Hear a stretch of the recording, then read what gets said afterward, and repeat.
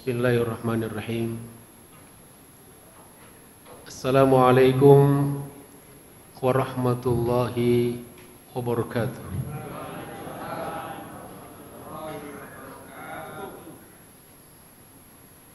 Mendengar jawabannya,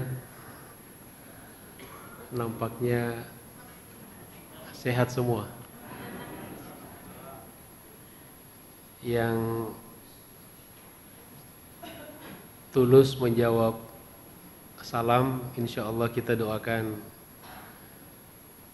cepat ke tanah suci. Insya Allah, mudah-mudahan kita semuanya berangkat. Kita ulangi sekali lagi. Assalamualaikum warahmatullahi wabarakatuh.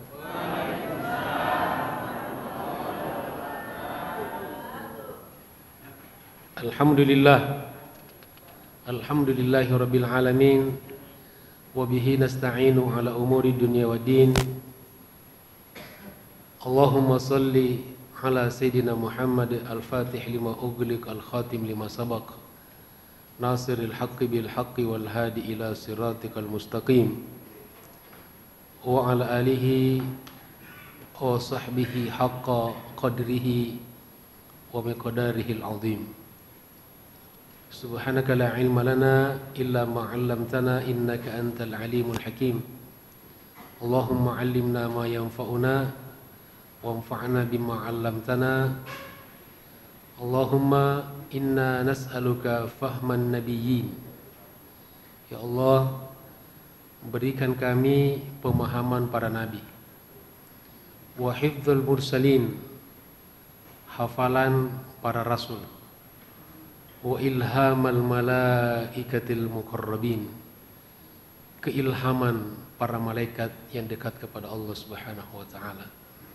Allahumma aghnina bil ilm. Ya Allah, cukupkan kami dengan ilmu. Wa zayyinna bil hilm. Ya Allah, hiasi hidup kami dengan kelemah lembutan. Wa akrimna bit taqwa. Ya Allah, muliakan kami dengan ketakwaan. Wa jammilna bil afiyah. Ya Allah, perindah hidup kami dengan kesehatan. Bi rahmatika ya arhamar rahimin.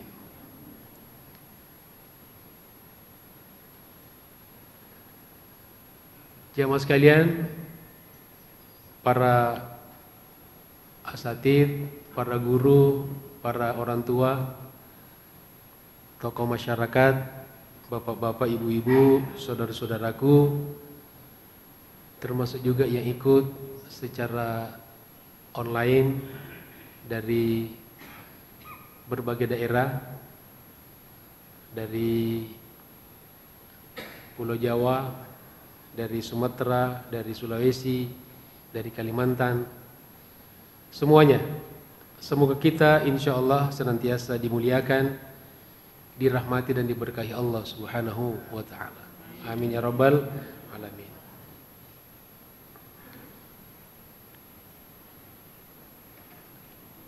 Insya Allah kita kembali melanjutkan kajian kita masih dari kitab Munabbihat alal Isti'dadi li Yaumil Ma'ad, karya Ibnu Hajar al-Asqalani, 852 Hijriah, yang lebih terkenal dengan Nasaihul Ibad,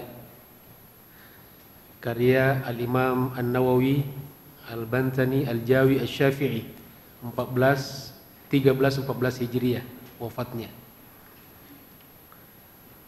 Insyaallah hari ini kita akan membahas dan mengkaji dua atau satu makalah. Yang pertama yaitu al-maqalah al-khamisatu wal 'ishrun,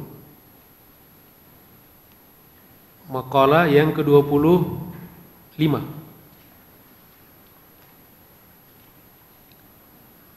Bismillahirrahmanirrahim. Qala al-muallif rahimahullah, an Ali radhiyallahu an, la yazalud dinu wad dunya qa'imaini ma damat arba'atu asya' ma dama al-aghniya'u la yabkhaluna bima khuwilu wa ma dama al-ulama'u ya'maluna bima 'alimu wa ma dama al-juhala'u la yastakbiruna 'amma lam ya'lamu wa ma dama al-fuqara'u la yabi'una akhiratahum bidunyahum. Demikian riwayat seperti yang dinukil oleh Al-Imam Al-Hafidh Ibnu Hajar Al-Asqalani. An Ali radhiyallahu an, dari Ali radhiyallahu an. Maksudnya Ali siapa? Ali bin Abi Thalib radhiyallahu anhu, semoga Allah meridhoinya. Imam Nawawi menambah wa karrama wajhahu. Makanya ada istilah karramallahu wajhahu. Jadi ini perlu kita ingatkan, istilah karramallahu wajhahu yang ditujukan secara khusus kepada Ali bin Abi Thalib itu bukan istilah orang Syiah. Seperti beberapa kali atau sering kita dengar selentingan seperti itu. Jangan pakai karramallahu wajhahu, itu istilahnya orang Syiah. Imam Nawawi memakai istilah itu, dan ulama-ulama yang lain juga memakai karramallahu wajhahu. Jadi ada selain radhiyallahu anhu wa karramallahu wajhahu. Apa kata beliau? La yazalud dinu la yazalud dinu wad dunya qa'imaini. La yazalud din, agama, wad dunya, dan dunia akan selalu qa'imaini, tegak, berdiri. Dari kata iqamatus shalah. Jadi kata beliau, agama dan dunia akan selalu tegak, akan selalu kokoh. Ya, mudah-mudahan agama dan dunia kita senantiasa kokoh. Amin. Madamat arba'atu asya, selama adanya 4 hal. Jadi kata beliau, agama kita ini dan kehidupan dunia kita akan senantiasa kokoh, dan itu yang kita harapkan, akan senantiasa tegak selama masih ada 4 hal. Berapa hal? 4 hal. Ini angka-angka seperti ini bukan lil hasri, jadi bukan pembatasan, tetapi di antara yang terpenting. Nanti di yang lain ada juga, tapi di sini dibatasi 4 hal yang terpenting. Apa saja? Yang pertama kata beliau, yang akan membuat agama dan dunia kita senantiasa tegak. Yang pertama, madamal aghniya'u la yabkhaluna bima khuwilu.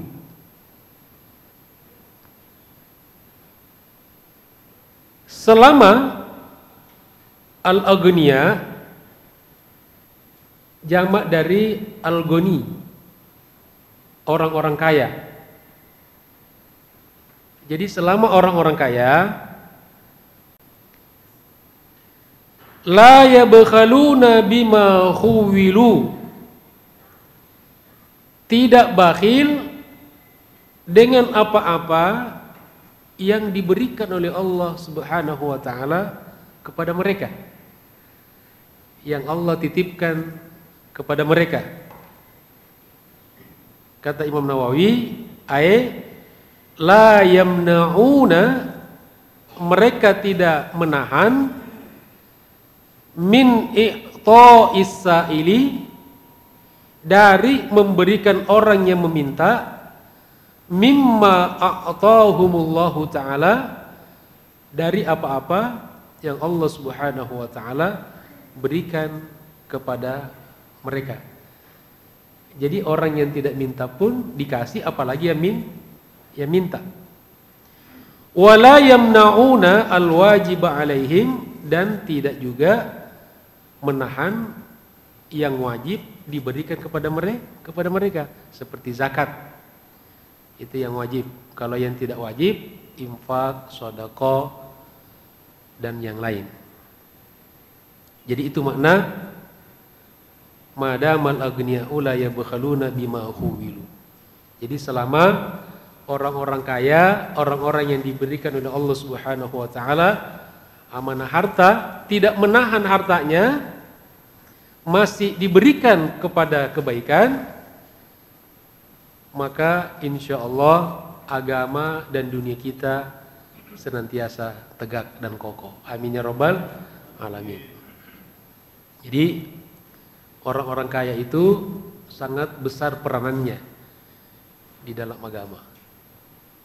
Ya, makanya seperti yang sama-sama telah kita ketahui, hanya sekedar mengulangi saja, mengingatkan juga bahwa 10 sahabat Nabi yang dijamin masuk surga oleh Nabi. Jadi jaminan dari Nabi nih.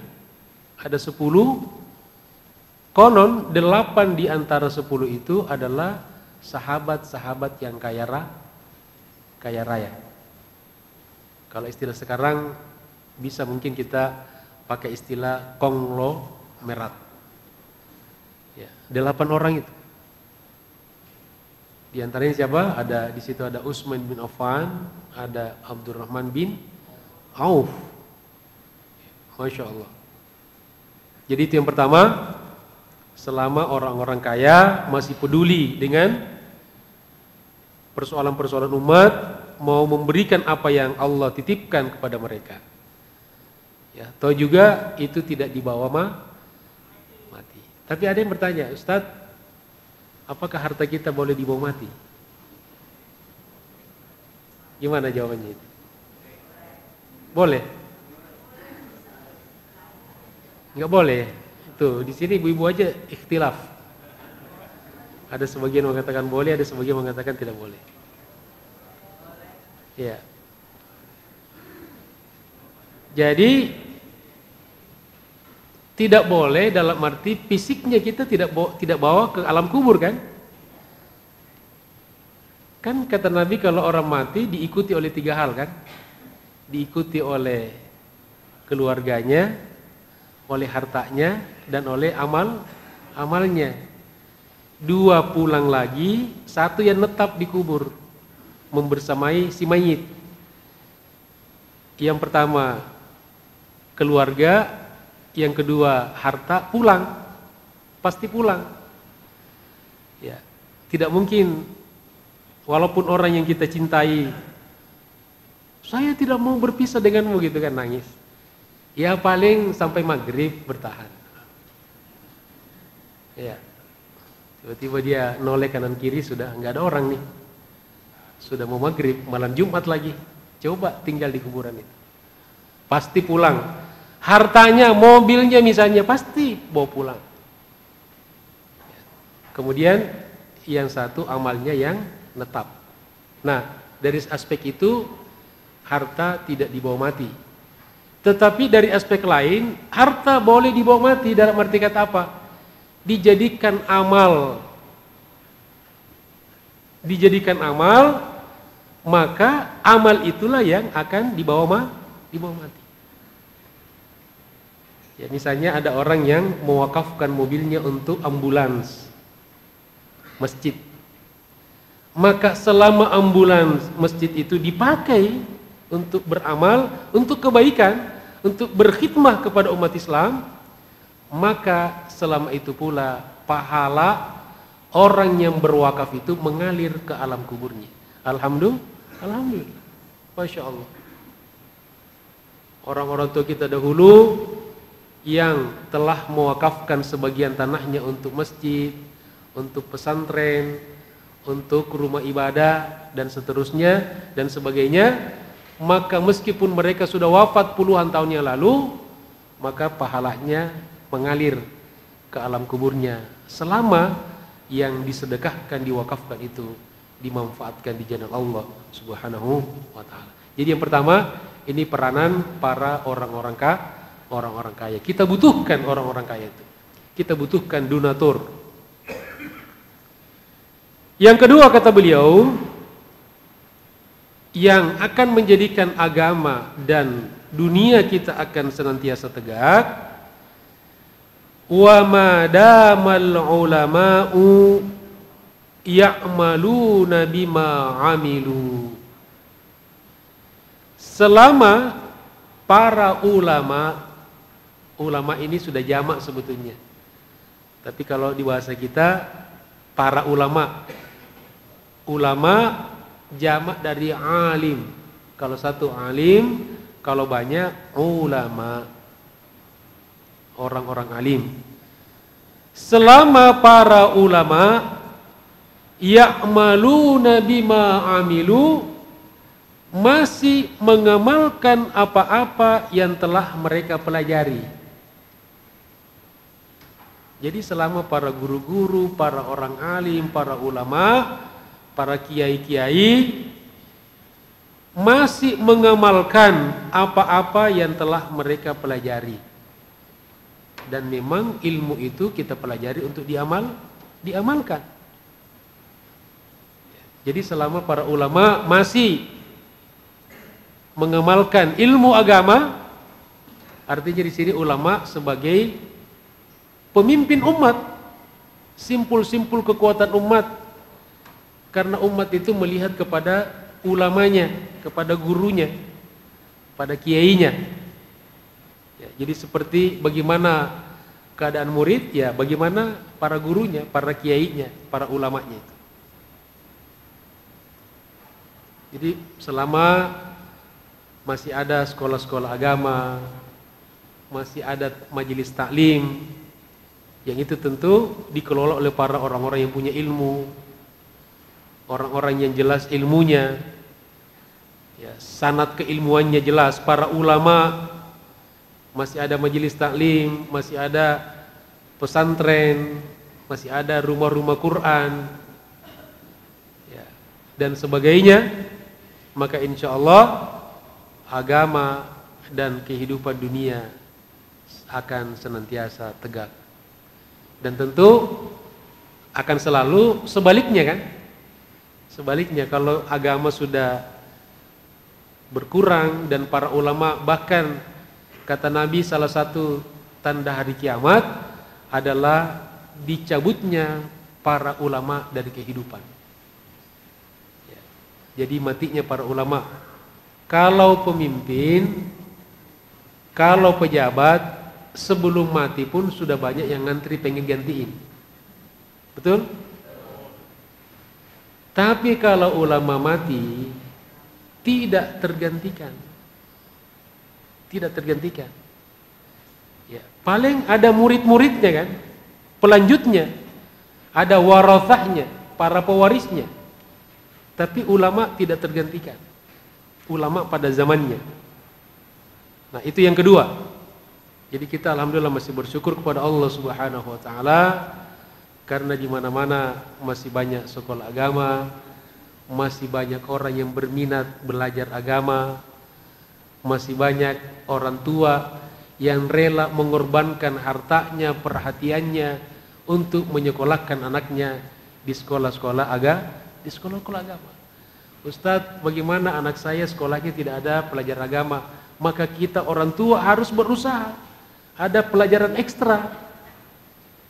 Masa anak kita bisa kita kursuskan bahasa Inggris, kursuskan matematika, bahkan kursus sebagian orang ada kursus musik, ya dengan biaya yang mahal. Masa kursus agama kita tidak bisa melakukan itu?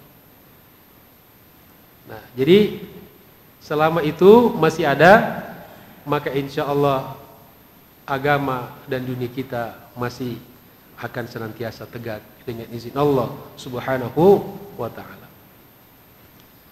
Kemudian yang ketiga, kata beliau, wa ma damal juhala'u la yastakbiruna amma lam ya'lamu. Yang ketiga, kata beliau, selama al-juhala, al-juhala ini jamak dari jahil, orang bodoh. Jadi kalau satu orang bodoh jahil, jamaknya juhala. Dari situlah ada istilah zaman jahiliyah. Zaman jahiliyah artinya zaman kebodohan. Kebodohan bukan orang waktu itu tidak pintar berhitung duit, bukan. Pintar banget. Tapi maksudnya kebodohan dari agama, kebodohan dari akhlak.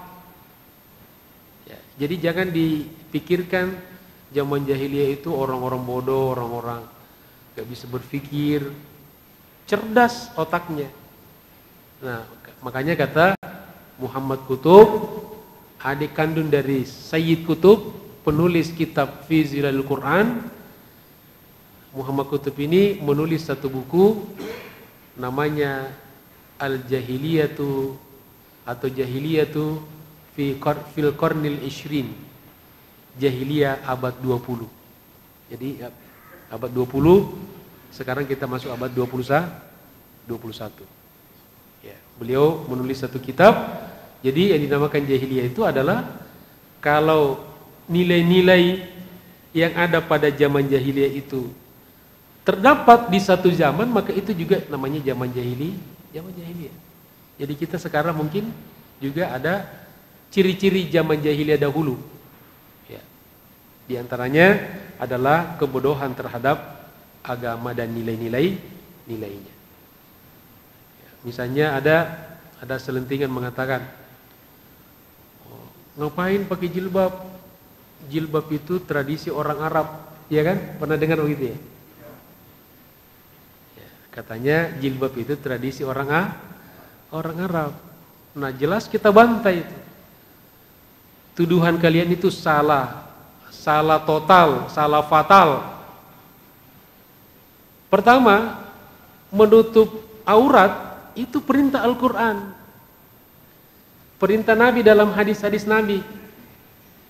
Yang paling jelas, kata Nabi, seseorang perempuan kalau sudah balik, maka tidak boleh kelihatan dari tubuhnya kecuali al-wajhu wal kaffain. Wajah dan kedua telapak tangan, batinuhu wa zahir. Cuma tangan dan muka yang bisa kelihatan. Yang kedua, budaya orang Arab zaman jahiliyah sebelum Islam datang tidak pakai jilbab, justru telanjang. Makanya ada dulu orang tawaf di Ka'bah itu telanjang.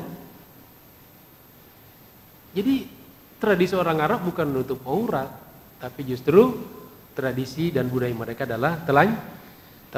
Islam datang ingin menutup aurat, memuliakan perempuan. Ada bilang, Ustaz, anak saya larang pakai jilbab.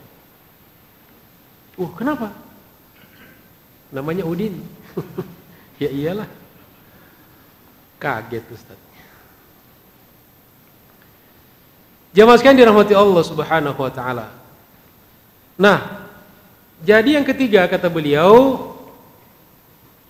agama dan dunia kita ini akan senantiasa tegak selama orang-orang bodoh la yastakbiruna amma lam ya'lamu, Mereka tidak sombong dari apa-apa yang belum mereka ketahui.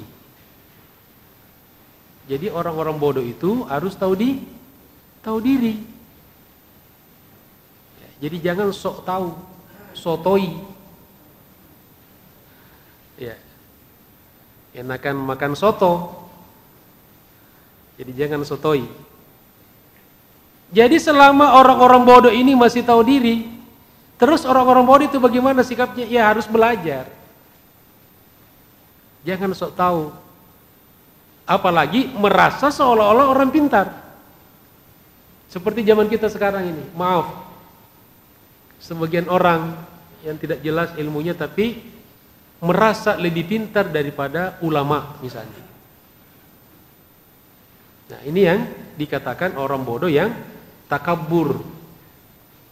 Dikit-dikit menyalahkan, dikit-dikit menyesatkan. Ya, padahal Nabi saja tidak seperti itu. Sahabat Nabi, para ulama dahulu tidak seperti itu. Ya. Dakwah itu, kalau kata Buya Hamka, dakwah itu merangkul, tidak memukul, ya kan? Dan dikit-dikit mukul, nyakitin orang. Tapi dakwah itu merangkul.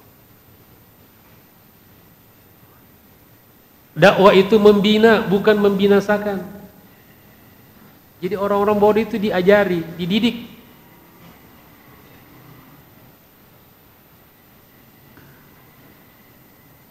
Nah, salah satu maknanya kata Imam Nawawi, ay la ya'riduna wa la yamtani'una min ta'allumi ma lam ya'lamu.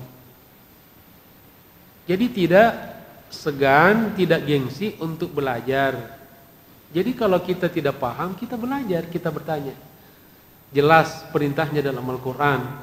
Fas'alu ahla dzikri in kuntum la ta'lamun. Dan bertanyalah kepada para ahlinya kalau kalian tidak paham dalam satu masalah.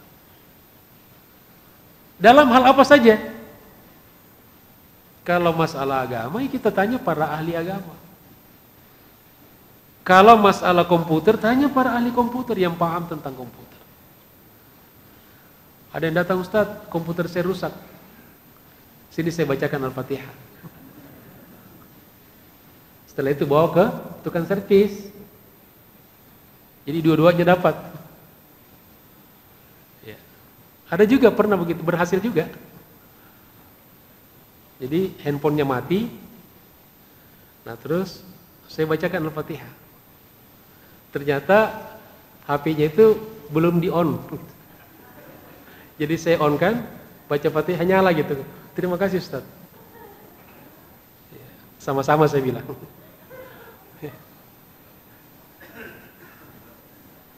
Jadi bukan Fatihahnya yang manjur, belum di-on kan HP-nya.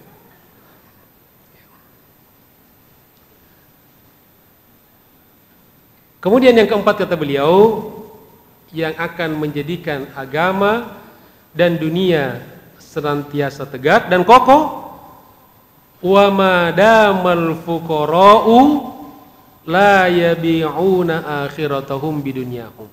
Ini yang tidak kalah pentingnya. Selama al-fuqara, jamak dari fakir, orang-orang fakir, orang-orang miskin. Kalau dalam bahasa Al-Quran, dalam bahasa Arab, fakir dan miskin itu dibedakan, dua orang yang berbeda. Kalau bahasa kita sama saja, ya fakir ya miskin, miskin ya fakir. Makanya kita sebutkan dengan fakir miskin. Apa bedanya fakir dan miskin? Ya, sekedar mengingatkan saja. Ditanya apa perbedaan antara fakir dan miskin? Ada yang bisa jawab dengan jawaban yang singkat, tidak bertele-tele. Ya. Jadi kalau fakir itu adalah orang yang butuh 10 baru punya 2. Sedangkan miskin orang yang butuh 10 baru punya 8. Jelas ya? perbandingannya. Jadi terletak pada masalah kebutuhan, kekurangan. Jadi kekurangannya orang fakir lebih besar daripada orang miskin.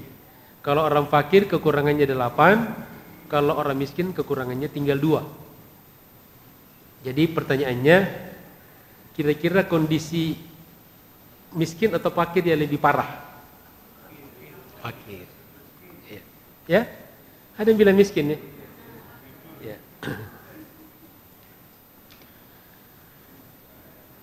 Kata beliau, selama al-fuqara, orang-orang fakir,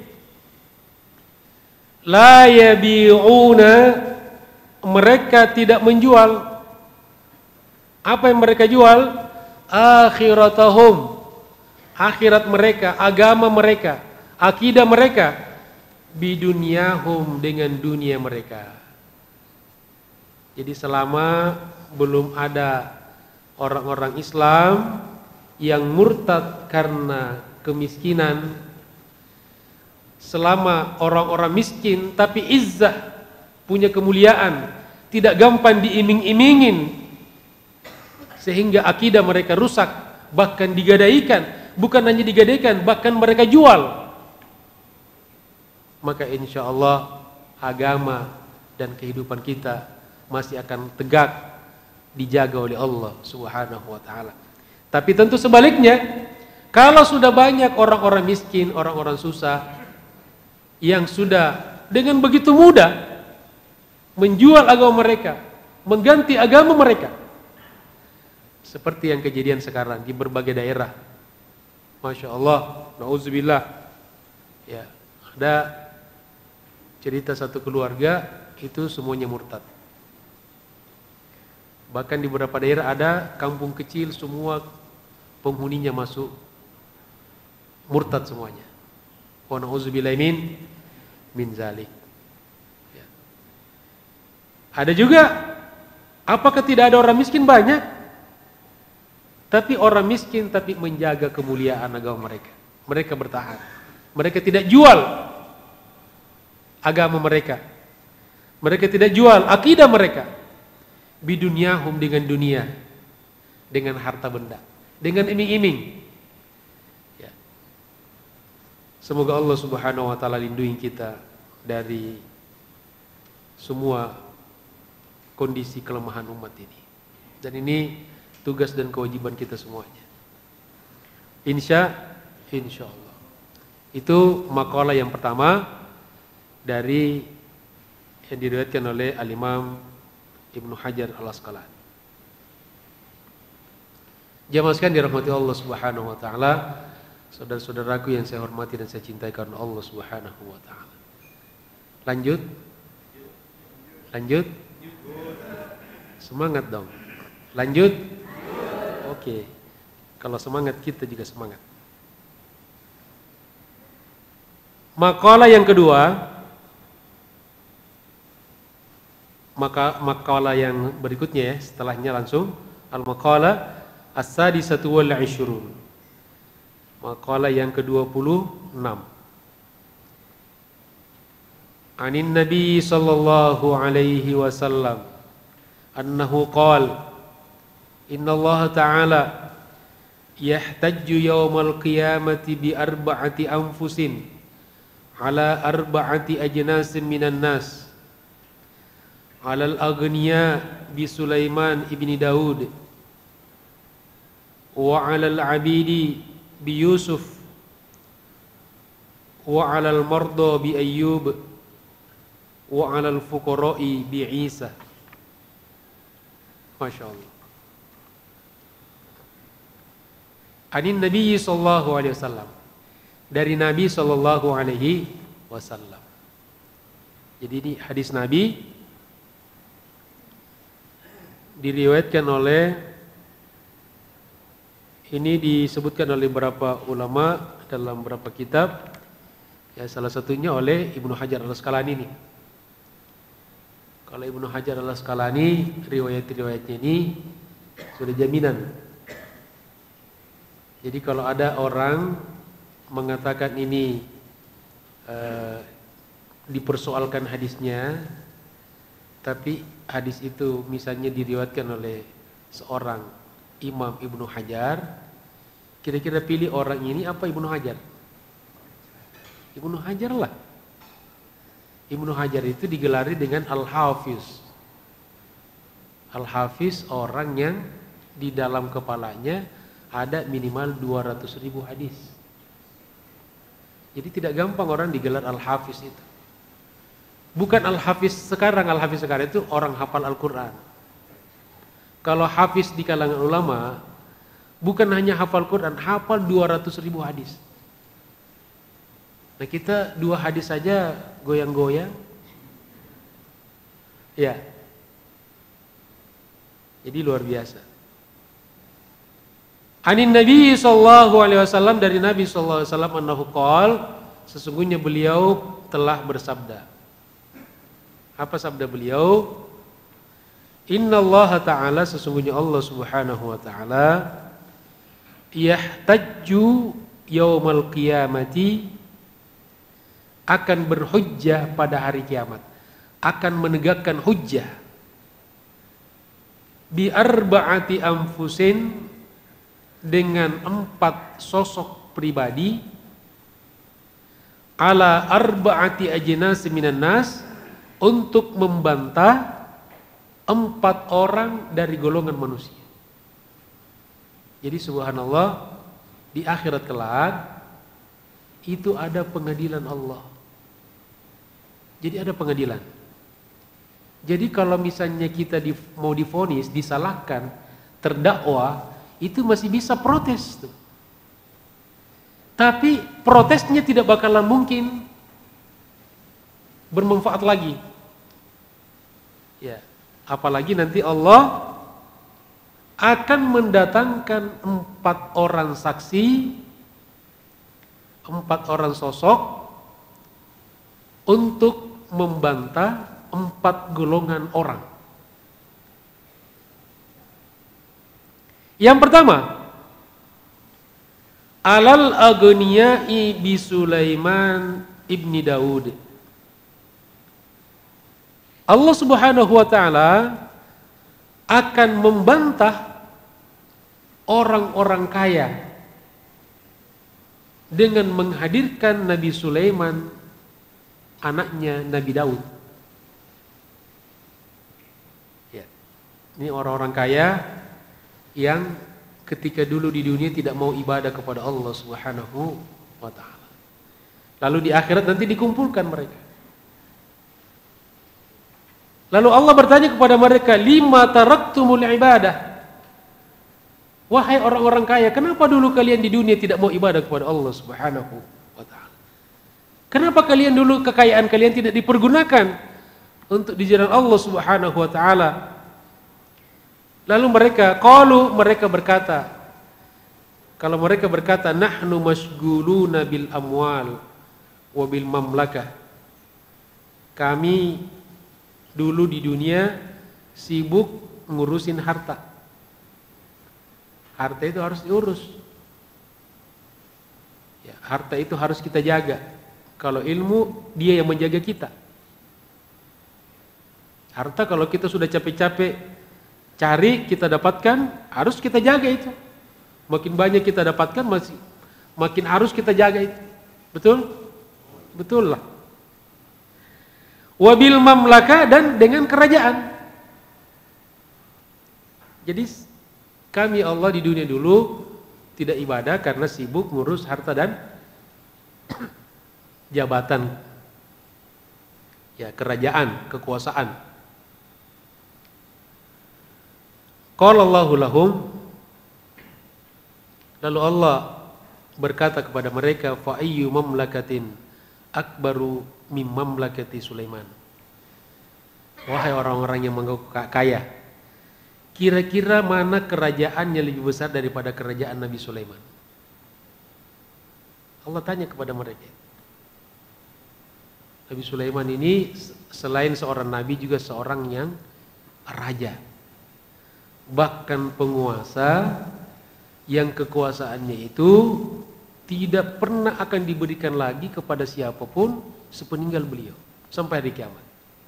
Karena beliau pernah berdoa kepada Allah meminta mulkan la yambagi li ahadin min ba'di. Minta diberikan kekuasaan yang tidak lagi pantas diberikan kepada siapapun sepeninggal beliau. Jadi kalau ngomongin pangkat dan jabatan, kalau ada orang sombong baru ada jabatan sedikit, tidak ada apa-apanya daripada Nabi Sulaiman, itu udah lewat. Ya, apalagi cuma presiden, ya nggak ada apa-apanya kalau Nabi Sulaiman. Apalagi gubernur, bupati, wali kota, camat, apalagi calon mati. Desa dulu, kepala desa dulu, lurah gitu kan, RW, RT, ada RT di sini.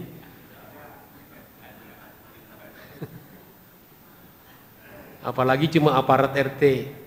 RT, Pak Desa marah ke Pak Lurah marah, dicopot. Tidak ada apa-apanya. Allah bertanya pada mereka, mana kerajaannya lebih besar daripada kerajaan Nabi Sulaiman? Wa ayyumalin aktsaru min malihi. Ada enggak harta yang lebih besar daripada hartanya? Nabi Sulaiman itu kerajaannya mencakup manusia dan jin, bahkan hewan. Makanya bisa berbahasa, memahami bahasa binatang. Kira-kira ada nggak pemimpin sekarang bisa bahasa binatang? Kalau bahasanya kayak binatang banyak. Betul? Nabi Sulaiman bisa paham bahasa semut, bahasa burung, jin. Ya. Kalau sekarang pejabat yang pemimpin yang kayak jin ada banyak. Jadi nggak ada apa-apanya itu kalau kekuasaan. Juga hartanya jangan dibilang lagi Nabi Sulaiman itu kaya. Tapi kata Allah, wa huwa lam yatrukil ibadah. Meskipun dia raja di raja, penguasa, kaya raya, tapi Nabi Sulaiman tidak meninggalkan ibadah kepada Allah Subhanahu wa ta'ala. Jadi kalau ada orang tidak ibadah dengan alasan kekayaan karena pejabat, ya belum ada apa-apanya daripada Nabi Sulaiman. Hati-hati di akhirat Allah datangkan Nabi Sulaiman. Ya, hati-hati para pemimpin, para orang-orang yang sibuk dengan harta sehingga tidak ibadah kepada Allah Subhanahu wa ta'ala. Jamaah sekalian dirahmati Allah Subhanahu wa ta'ala. Yang kedua, wa 'alal 'abidi bi Yusuf, terhadap para budak-budak, para hamba sahaya, orang-orang yang lemah, yang dihina di dunia, akan dibantah oleh Allah dengan menghadirkan sosok Nabi Yusuf alaihissalam. Jadi ada orang-orang lemah, para budak-budak yang tidak mau ibadah kepada Allah ketika hidup di dunia. Maka di akhirat Allah tanya kepada mereka, lima taraktumul ibadah, kenapa kalian tidak ibadah kepada Allah? Qalu, mereka berkata, nahnu masyghuluna bi khidmati sadatina. Dulu kami di dunia tidak ibadah ya Allah karena sibuk berkhidmat terhadap tuan-tuan kami. Ya, melayani bos-bos kami, para pembesar-pembesar kami. Qala Allahu lahum, Allah bertanya, Allah berkata kepada mereka, Abdi Yusuf, hambaku Nabi Yusuf alaihissalam, tahta azizi Misra wa mura'atihi. Dulu pernah jadi budak oleh Perdana Menteri Mesir dan dibawa kekuasaan dia dan istrinya. Ceritanya kita sudah tahu. Ya. Tapi wa huwa lam yatrukil ibadah, dan dia tidak ibadah, dan dia tidak meninggalkan ibadah. Dia tetap ibadah kepada Allah Subhanahu wa ta'ala. Dan Nabi Yusuf alaihissalam meskipun dalam kondisi budak, tetapi tidak kemudian kondisinya itu membuat dia gampang terjerumus ke dalam maksiat.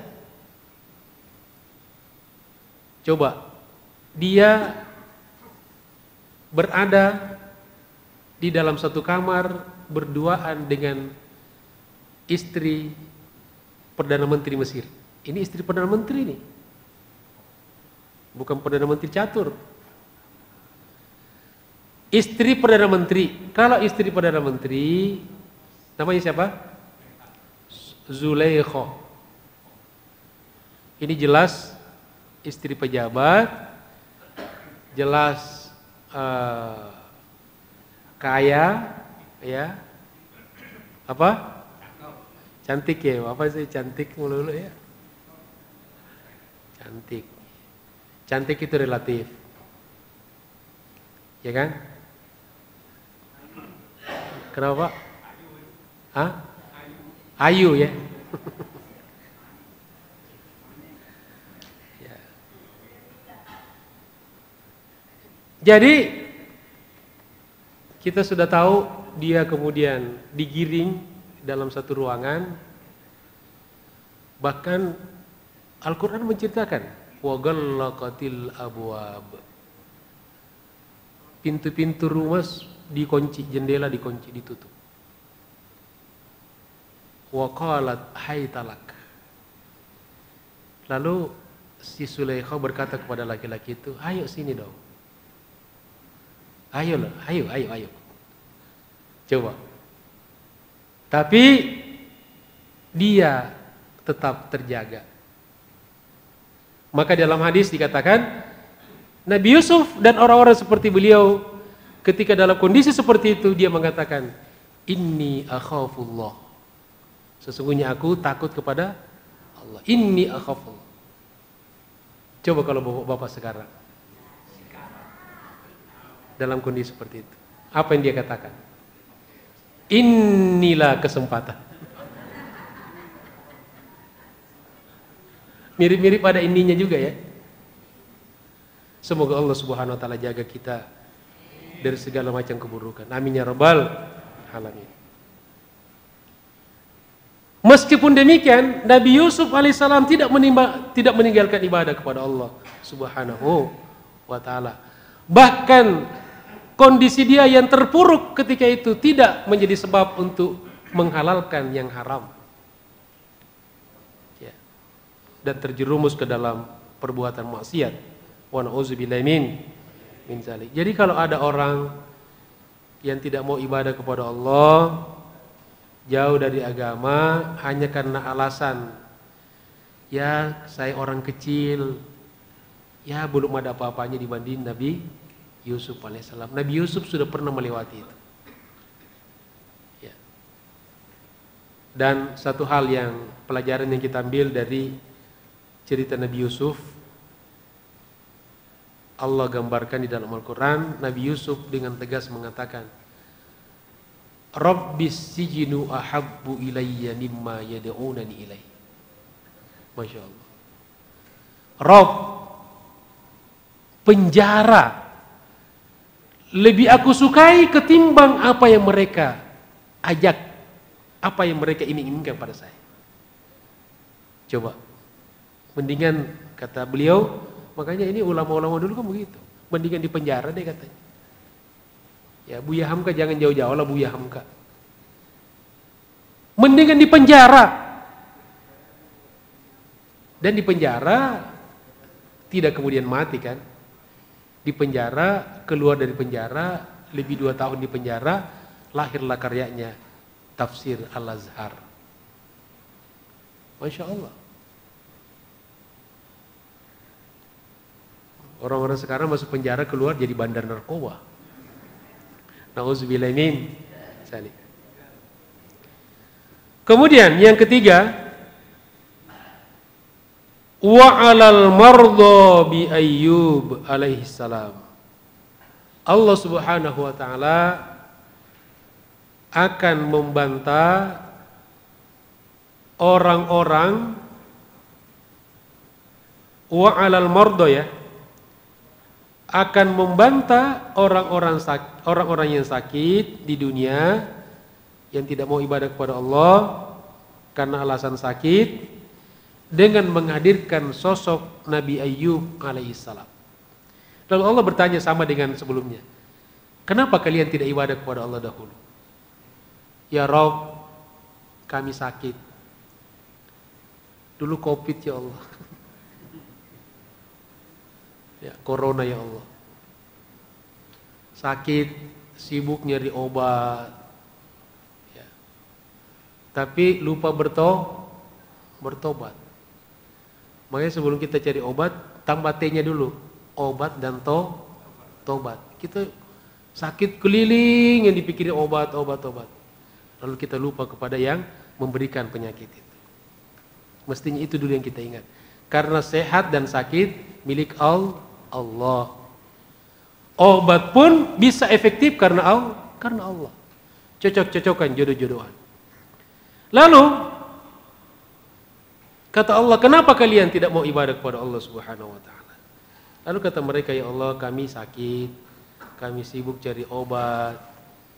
Yang kadang-kadang dalam cari obat juga ada yang terpeleset akidahnya, lari ke dukun, katanya orang pintar, padahal orang bodoh.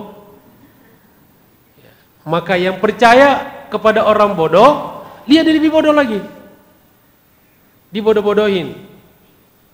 Ya. Kemudian kata Allah, lihatlah kepada hambaku Nabi Ayyub, marido marodan syadidan. Nabi Ayyub sakit keras. Dan kata ulama, tidak ada lagi penyakit yang pernah hinggap pada diri seseorang sekeras sedahsyat penyakitnya Nabi Ayyub alaihissalam. Digambarkan seluruh tubuhnya berulat, keluar belatung. Ya. Dan yang satu diminta Nabi Ayyub dalam zikirnya, dalam doanya, lidahku ya Allah jangan sampai berulat.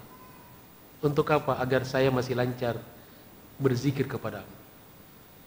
Dan betul, cuma bagian tubuhnya yang tidak punya ulat, lidahnya saja. Ya, lidahnya.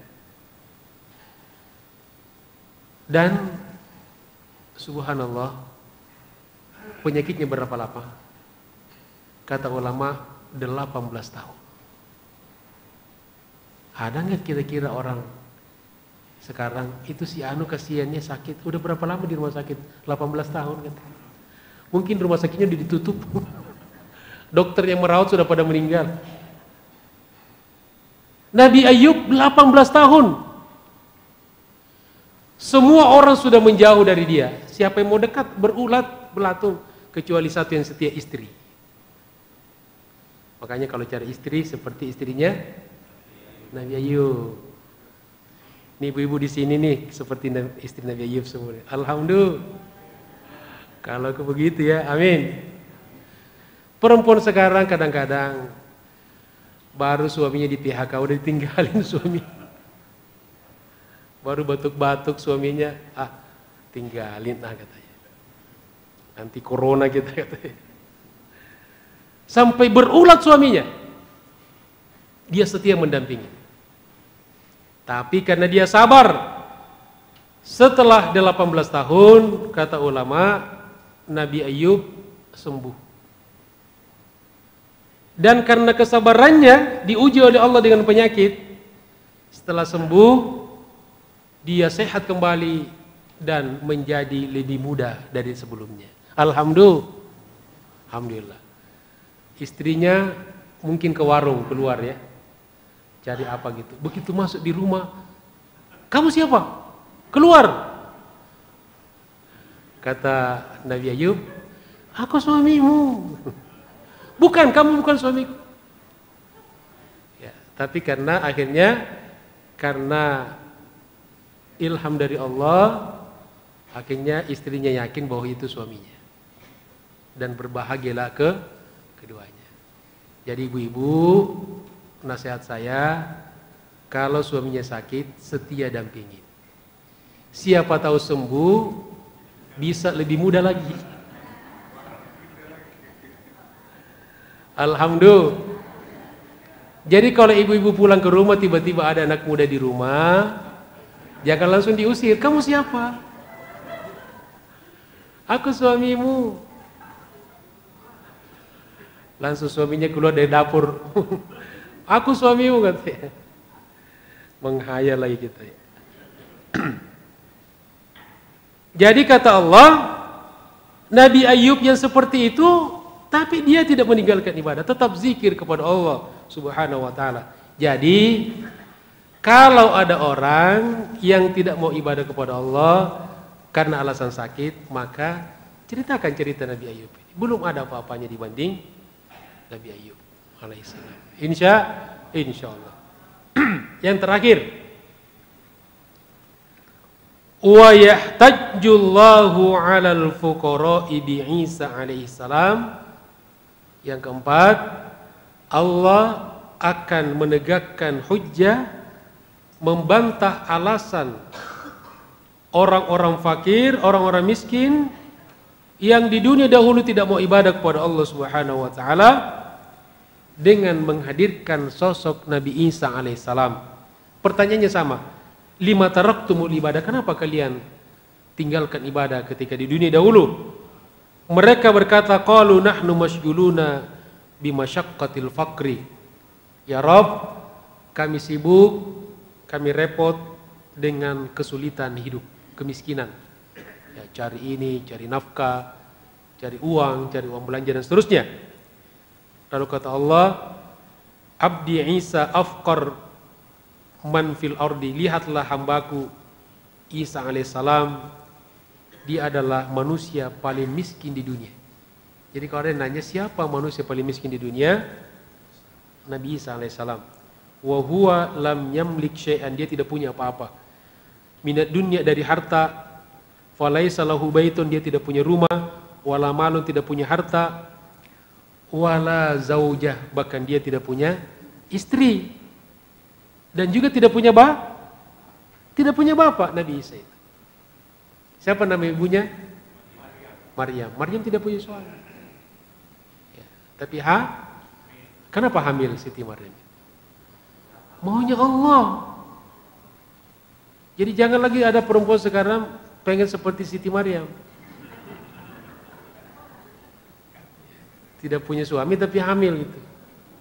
Kenapa ibu hamil tidak punya suami? Siti Maryam. Pret. Itu khusus untuk Siti Maryam saja, nggak bisa lagi diikutin sekarang.